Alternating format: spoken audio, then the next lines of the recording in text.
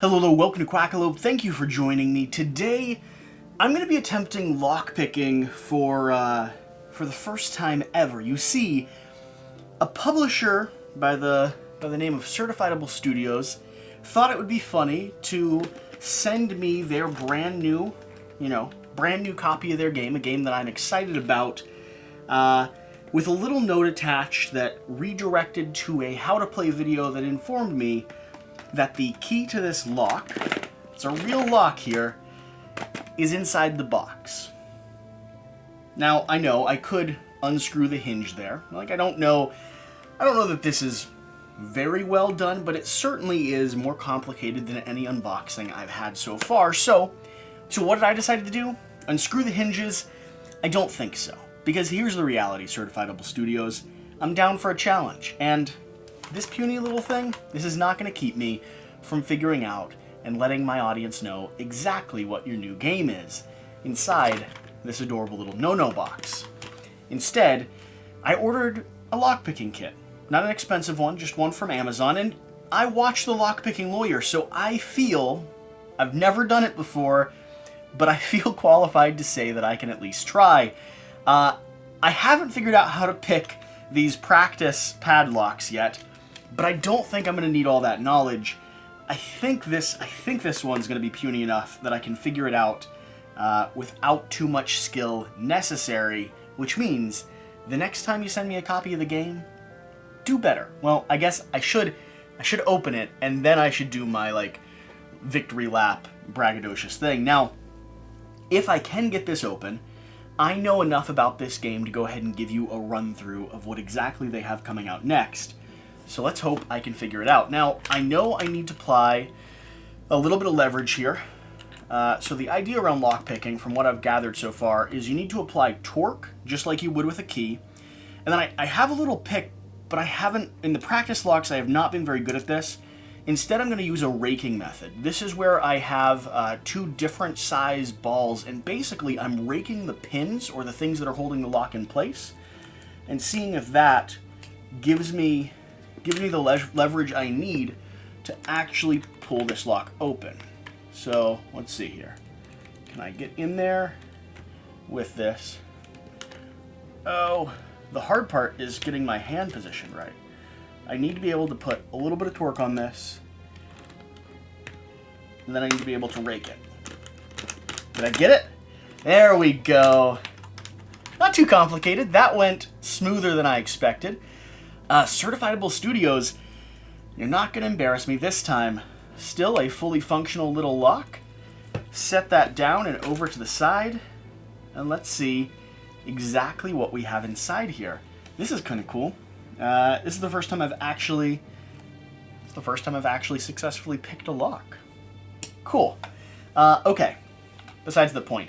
Inside this box here is going to be a little game called The House of Rath. It is a follow-up in the lineage of Endangered Orphan games. And I don't think it's going to come in a padlocked box, although you never know, with some Kickstarter exclusives, maybe they'll send you one as well.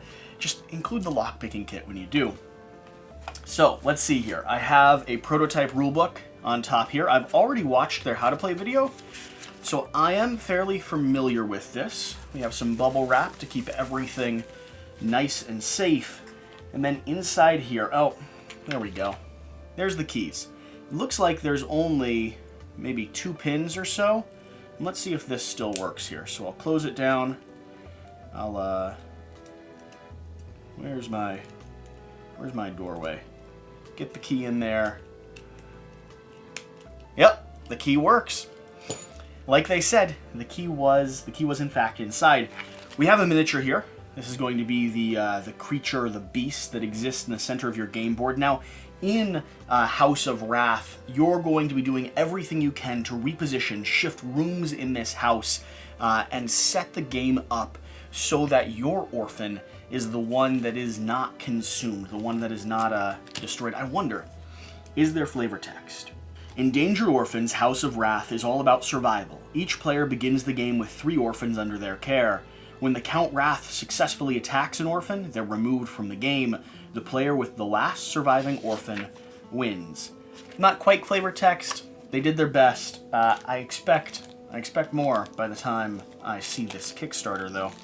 Let's see what I have. I have a die. I have tokens. These are going to be locked door tokens. You'll see this when I play them down. I have 2 different die. These are going to determine how you're running away and if you're being hit. I have all of my Endangered Orphan tokens here. You can also set them up so that they're hidden. So you can flip them upside down and stuff so that the orphans themselves can hide and make excuses for why they aren't on the game board. Like, for instance, and I actually like this a lot already. For instance, I have Teresa and Pip, and on the back it says Teresa is out looking for Pip. So when they're hiding, that's the excuse they're making, or the excuse they're telling this guy. Here we have fancy little sleeve. I like this packaging so far, if I do say so myself.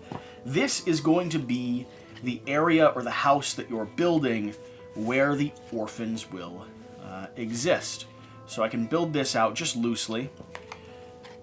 And so here, for instance, we'll have this beast here in the center, and we'll have lots of orphans all around the game state. And the course of your game, or through the course of this game, you're going to be given orphan cards, and you're going to know what orphan cards you have in your hand. Like, I have Brody, Bishop, and Anthony here, with a little bit of flavor text on each of them, and I'm trying to make sure that my orphans do not get consumed, while your orphans, well, I don't care as much about the orphans that aren't controlled or the orphans that are controlled by you.